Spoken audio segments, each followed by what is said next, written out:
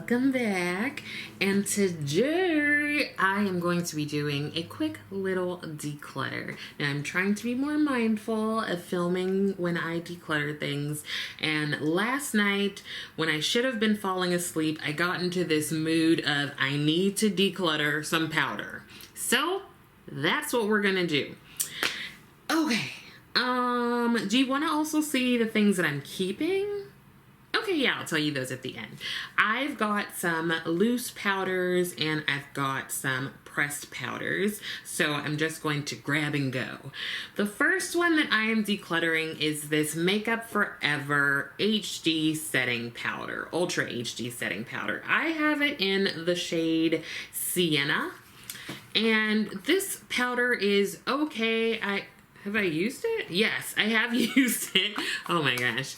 But it does come off a little red. I'm not even sure if you can tell, but I have used it enough to be able to judge that this is just a little red for me, and I noticed that I am not reaching for it. So I'm just gonna go ahead and let it go. Now, one that I'm not really sad to see go is the Hourglass Veil Translucent Setting Powder. I've used a bit of it, but if you've seen other videos of mine, I'm over Hourglass, and I don't need to have anything from them again. I do miss their concealer, because that concealer is amazing, but I don't reach for this at all. I kind of have to remind myself that it's there to use it. It's always in the very back of the drawer, and so for that reason, it's time for it to go. I'm not gonna miss it. Goodbye. Now, two other powders that are actually very good, but just time to let them go. I've had them for a while, and now I have other powders that I like a little bit more. One is the Cover FX Matte Setting Powder. I've used a good amount of it. I would say I've used about half of it, if you can see. And this is just one that I haven't been using for as much. I haven't been reaching for it as much. I have it in the shade Deep. I've had it for a while, not using it. So I'm okay with letting it go, decluttering it, and either seeing if someone else can use it or just tossing it because I have had it for a little while now. Another one that I've had for a while and that I rarely use is the Derma Blend Loose Setting Powder. Now, I believe I've already gone through a bottle or a container of this before. During the Ulta 21 days sale, they often have this powder on sale for half price, so that's a good time to pick it up. It is a matte setting powder, and I do like it. I think it's a really good one. Just again, I'm noticing that I'm using other ones more and not really giving this one the attention that it so deserves, and I've used a good little chunk of it, so I'm okay with letting it go. Okay, now do I want to get rid of this?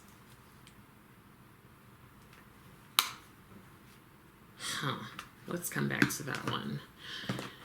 Now, for pressed powder, here is the Dior Backstage Face and Body Powder, and I have it in the shade 6N, which is 6 Neutral. I've used this a little bit. It's an okay powder. I love the Dior Backstage Foundation. I hated the concealer. So this, I would say, is right in between the foundation and the concealer for me in terms of likability, I guess.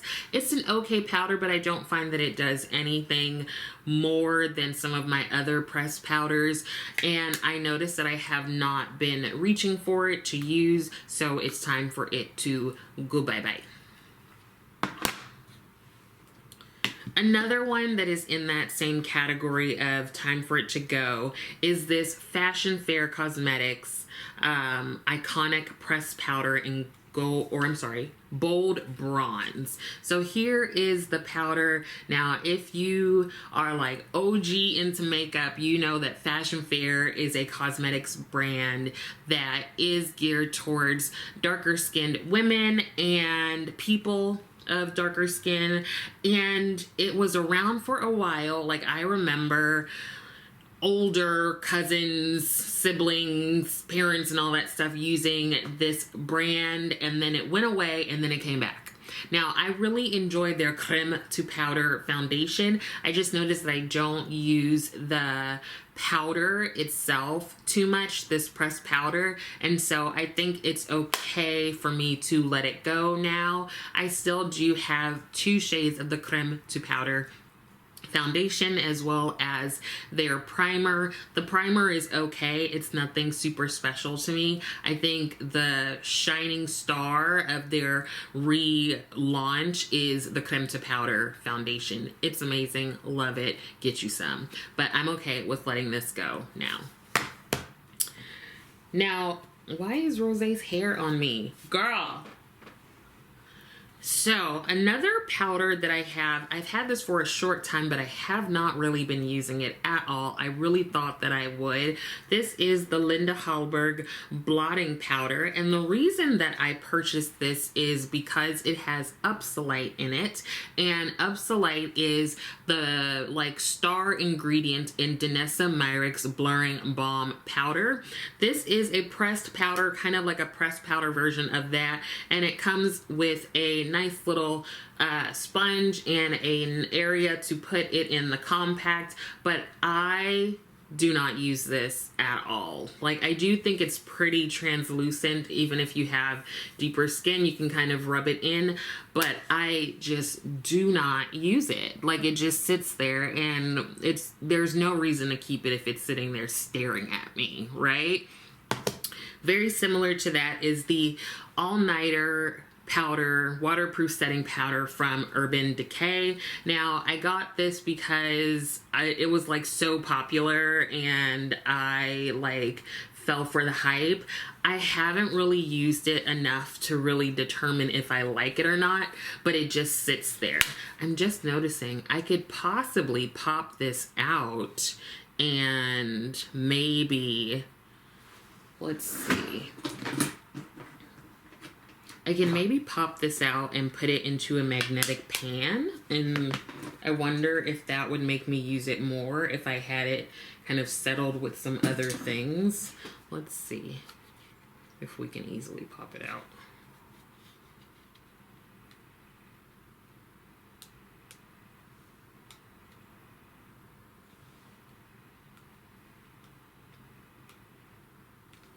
Girl, no. Okay, never mind.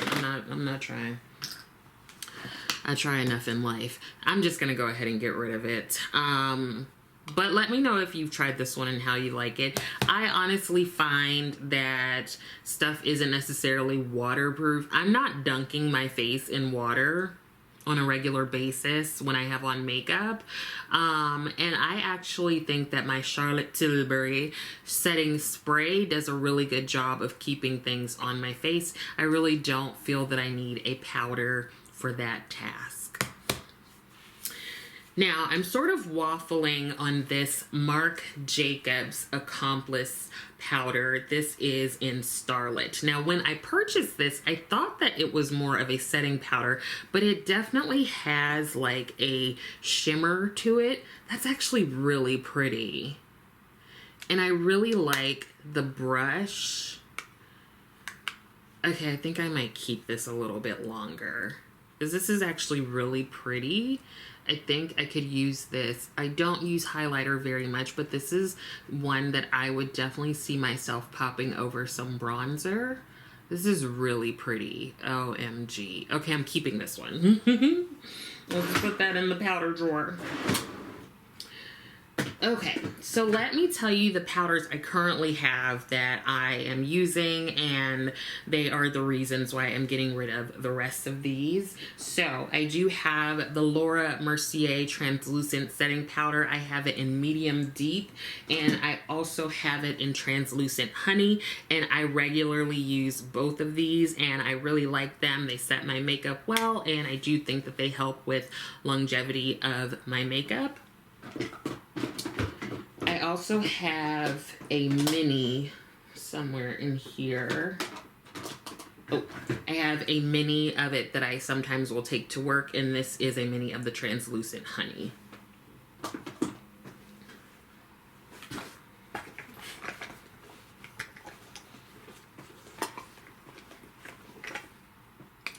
Another powder that I have, and these are the minis, is the Fenty Beauty setting powder. I have it in honey and nutmeg. I really like these. These stay in my work makeup bag.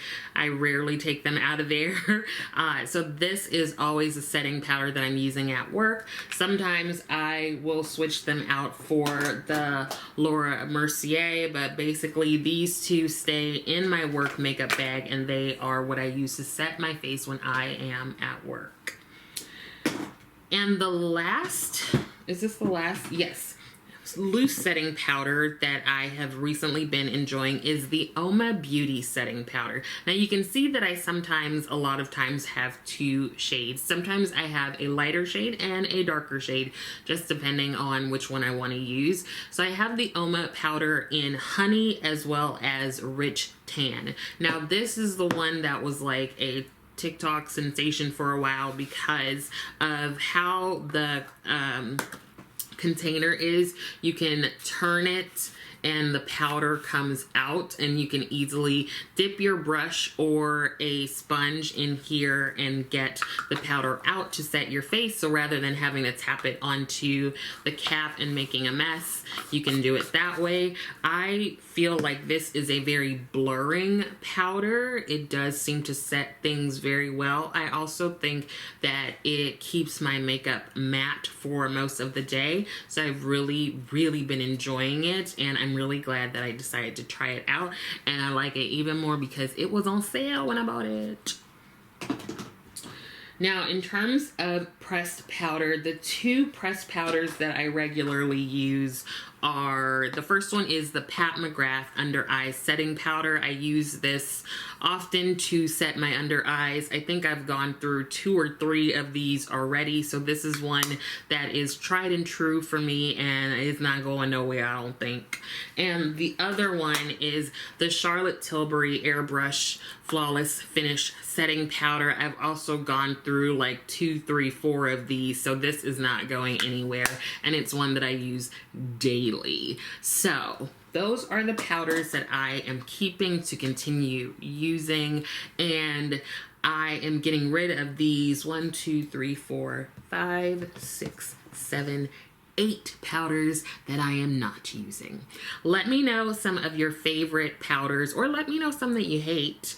I hope that some of this was helpful. I also hope that you're continuing to take care of yourself. Please be sure to like the video, and also feel free to subscribe to the channel. Thank you so much for watching, and I will see you next time.